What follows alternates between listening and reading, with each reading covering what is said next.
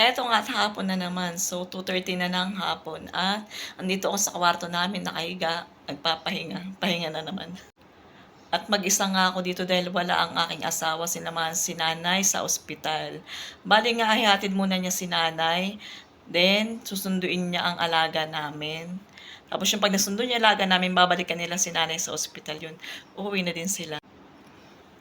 Kaya mag-isa ako dito, so napansin nyo na iba na yung suot ko, hindi na ako naka-uniform dahil kanina nga pag-uwi ko ay naiirita ako, feeling ko amoy sibuyas ako kaya ura-uradang naligo ako.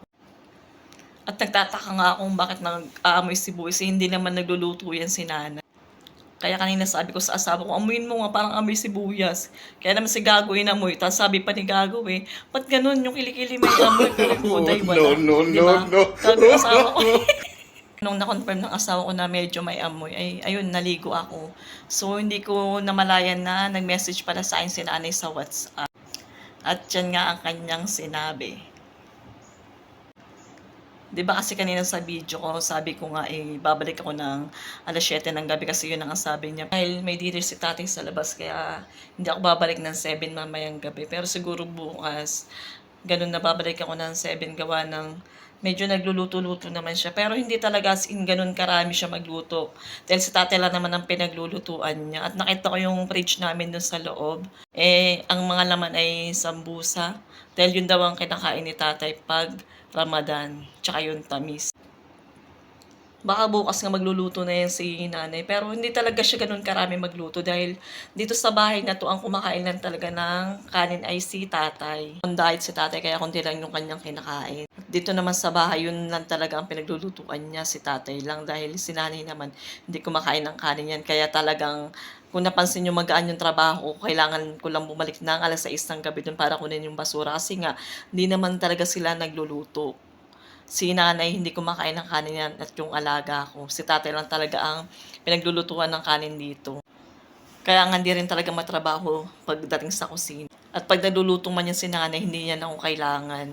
Talagang ang orasan ng balik ko doon, 6:00 kukunin ko yung basura. Pero minsan nga sinasadya kong agahan para maabutan ko siya pag naamoy ko doon sa likod na nagluluto siya, pumapasok ako para naman makatulong ako sa kanya. Kaya sabi niya, no need naman doon na tumulong. Pero syempre, nakikipag-agawan naman ako sa kanya ng mga trabaho doon. Lalo na sa hugasin, talagang inaabangan ko na sa lababo yun para mahugasan ko. Kaya nga din sabi ko sa kanya, parang hindi mo naman kailangan ng katulong, sabi kong gano'n. Sabi nga niya, kailangan ko rin kasi tumatanda na ako. Minsan nakakaramdam din ako ng pagod, lalo na pag nandito yung mga apo ko. Kaya, buti nga daw, nagpapasalamat siya at dumating na ako, may nakakatulong na siya, less stress na daw siya. Minsan naman nga daw gusto niya yung mag-relax, mag-enjoy. Kaya ayun, sabi niya napaka-thankful daw niya at dumating na ako, may nakakatulong na siya. At sabi ko nga sa kanya, hindi madam, sabi ko ganun, mas tinutulungan mo ko sa trabaho ko, hindi ako nakakatulong sa'yo, sabi ko. Ikaw ang mas tumutulong sa akin, imbis na gawain ko lahat, tumutulong ka pa. Minsan din daw yun din ang paraan niya para ma-relax siya. Gusto din niya na may ginagawa din siya. Kaya sabi niya, pag ganun, hayaan ko lang daw siya. So, yun, hinayaan ko lang siya. Minsan nga din nagdidilig siya dyan sa labas. Pag ganun nga nakikita namin siya na nagdidilig, hinahayaan na lang namin siya. Pero ako, sinusundan ko siya doon habang nagdidilig siya, yung nagkukwentuhan kami. Tapos hanggang sa inaagaw ko na yung host sa kanya. Wala na rin siyang magawa. Inaabot na lang din niya sa akin. Tapos magpapasalamat siya. Sabi niya, Jenny, thank you for always doing this. Sabi niya ganun. Kasi nga, madalas niya napapansin na ako yung nagdidilig dahil trabaho nga ng asawa ko yun. Minsan nga, nalilate ng uwi yung asawa ko pag nagsusundo sa alaga ko. Syempre, minsan traffic din. Kaya, pag wala naman akong ginagawa or pag inaantok ako, lumalabas na lang ako, nagdidilig na lang ako. Kaya, ayun, pagdating ng asawa ko, tapos na yung gawain niya sa labas.